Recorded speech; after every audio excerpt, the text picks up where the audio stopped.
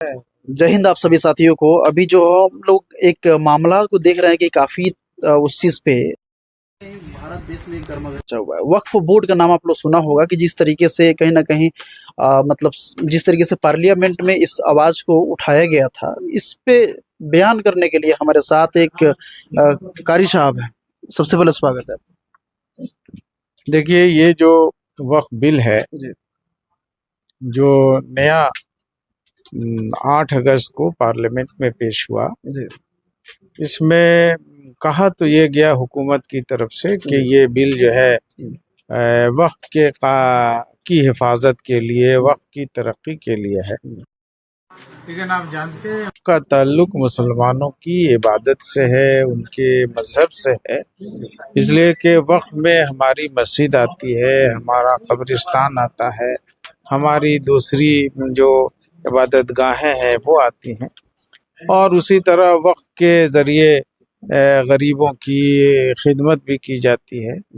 तो वक्फ में ऐसी तब्दीली उसके कानून में जो हमारी इबादत को मुतासिर करे, ये बिल्कुल सही नहीं है। इस कानून में वही किया गया है जिसके लिए आज यहाँ ये वक्फ कॉन्फ्रेंस मुनक्किद की गई है।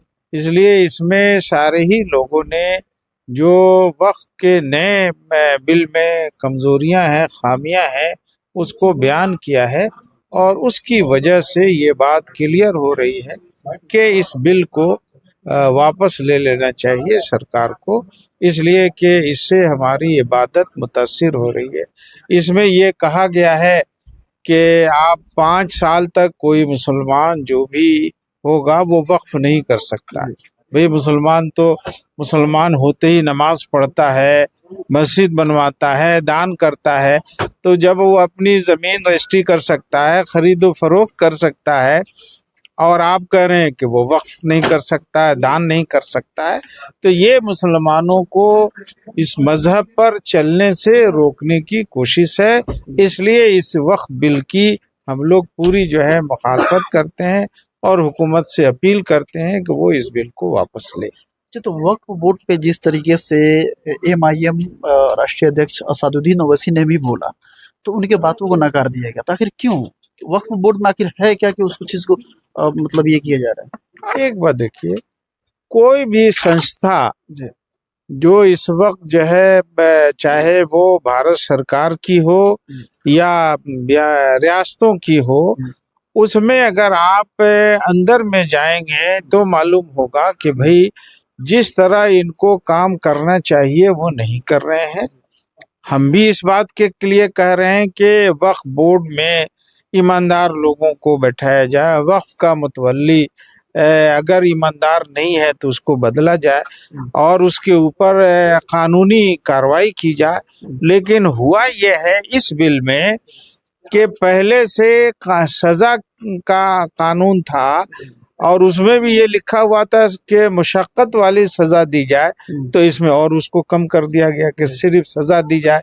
इसका मतलब है कि अब जो है जो भी डर और भय था वक्त पर कब्जा करने वालों का या दीगर लोगों का, वो भय को आप इस बिल के को कानून बनाकर जो है ख़त्म करना चाहते हैं। इसलिए हमारी अपील है कि ये पूरे सुधार के लिए नए सिरे से कोशिश होनी चाहिए।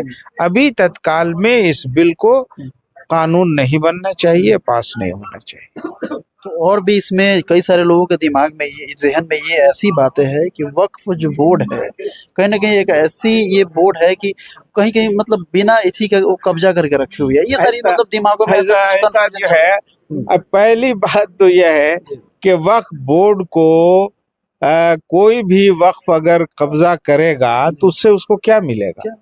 इसलिए कि वक्फ तो किसी गांव का होता है, किसी जो है मस्जिद का होता है, किसी मदरसे का होता है, तो फायदा तो उस मदरसे वाले को है या उस गांव वाले को है।